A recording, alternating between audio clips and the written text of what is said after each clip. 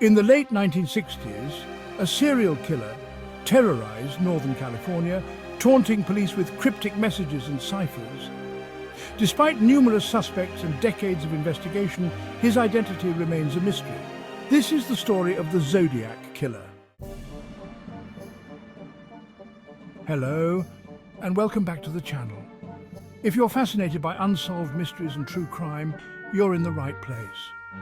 Today, we're delving into the chilling case of the Zodiac Killer, a figure whose crimes and taunts left a permanent mark on American criminal history.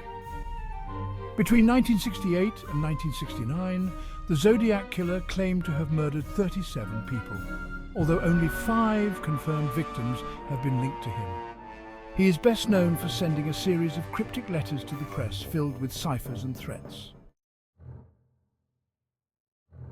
The Zodiac's first confirmed attack occurred on December 20, 1968, a date that would forever be etched in the annals of criminal history.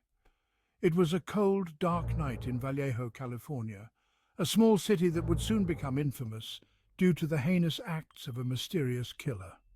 On that fateful evening, high school students Betty Lou Jensen and David Faraday decided to spend some time together, away from the prying eyes of the world. They drove to a secluded road, a place where young couples often went to find some privacy.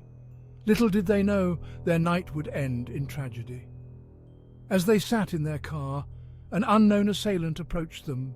Without warning, the attacker opened fire, killing both Betty Lou and David in cold blood. The scene was gruesome, and the community was left in shock and fear. Just over 6 months later, on July 4, 1969, the Zodiac struck again in Vallejo, this time at Blue Rock Springs Park. It was a warm summer night, and Darlene Ferrin and Michael Margot were enjoying each other's company in the park. Suddenly, their peaceful evening was shattered by the sound of gunfire. The Zodiac had found his next victims. Darlene was killed instantly, but Michael, though gravely injured, managed to survive the attack. Michael Margot's survival was a crucial turning point in the investigation. Despite his injuries, he was able to provide the police with a description of the attacker. He described the Zodiac as a white male, approximately 5 feet 8 inches tall, with a stocky build and short light brown hair.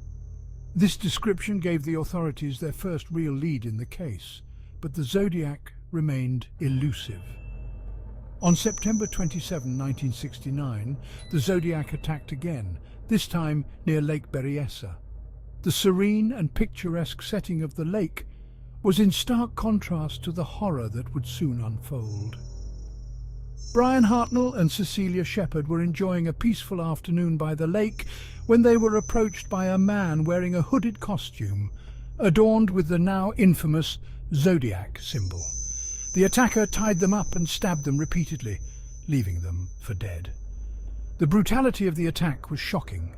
Brian Hartnell and Cecilia Shepard were both gravely injured, but Brian managed to survive. He later recounted the terrifying ordeal to the police, providing them with more details about the Zodiac's appearance and behavior. Unfortunately, Cecilia succumbed to her injuries, adding another tragic chapter to the Zodiac's reign of terror. Brian Hartnell's survival and subsequent testimony were invaluable to the investigation. He described the Zodiac's methodical and calculated approach, noting how the attacker seemed to take pleasure in the fear and pain he inflicted. This insight into the Zodiac's psyche painted a chilling picture of a remorseless and sadistic killer. The killer left a message on Hartnell's car door, detailing the crime and marking his presence with the now infamous Zodiac symbol. This symbol, a circle with a cross through it, would become synonymous with the Zodiac's reign of terror. It was a taunt to the authorities, a declaration of his twisted sense of pride in his actions. The message on the car door was a chilling reminder that the Zodiac was not done and that he would strike again. The Zodiac's confirmed attacks were marked by a pattern of calculated brutality and a desire to instill fear in the community. Each attack was meticulously planned, and the killer's ability to evade capture only added to the terror.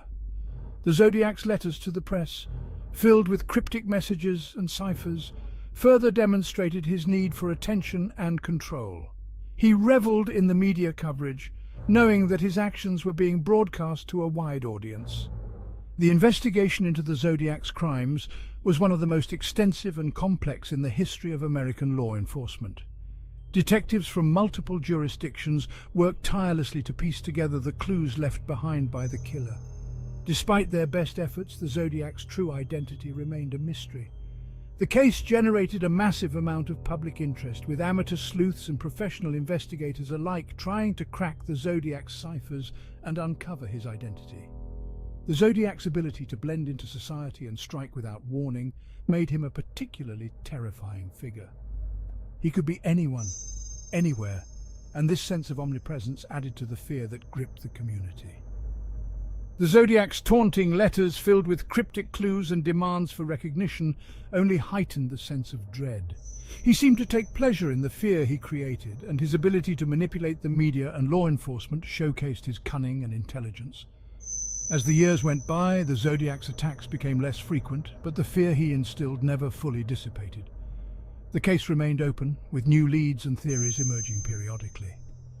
Despite the passage of time, the Zodiac's shadow loomed large over the communities he terrorized.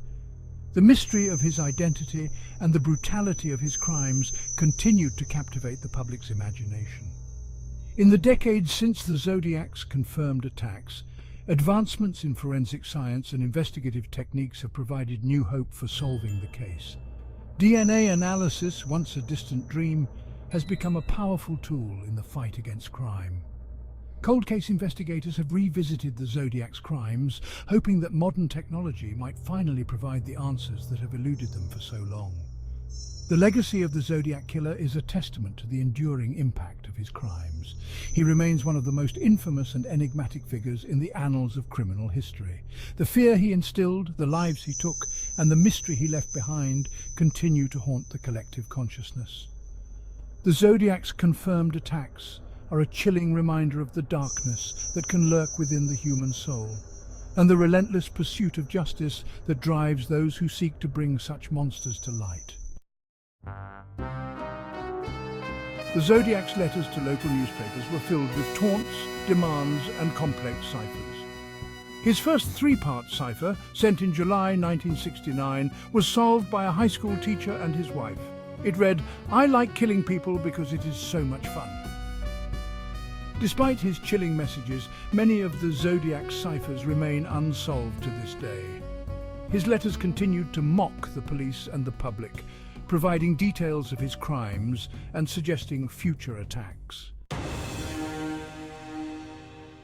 Over the years, several suspects have been proposed, but none have been definitively linked to the crimes.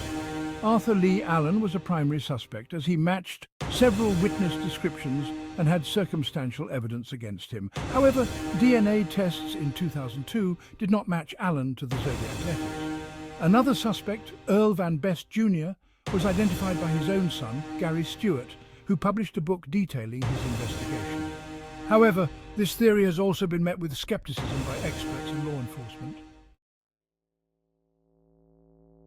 Numerous theories have been proposed, ranging from the plausible to the bizarre. Some believe the Zodiac was a former military man with a background in cryptography. Others speculate he may have had an accomplice or was part of a larger conspiracy. In recent years, advances in DNA technology have reignited interest in the case. In 2018, forensic genealogists used DNA evidence to identify the Golden State Killer, leading some to hope that the Zodiac's identity might soon be uncovered using similar techniques. Despite decades of investigation, the true identity of the Zodiac Killer remains one of America's greatest unsolved mysteries. His chilling crimes and cryptic messages continue to fascinate and terrify. Will modern science finally unmask the Zodiac, or will he remain forever in the shadows? What do you think?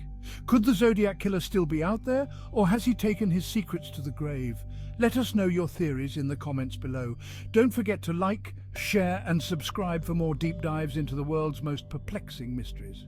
Thank you for watching.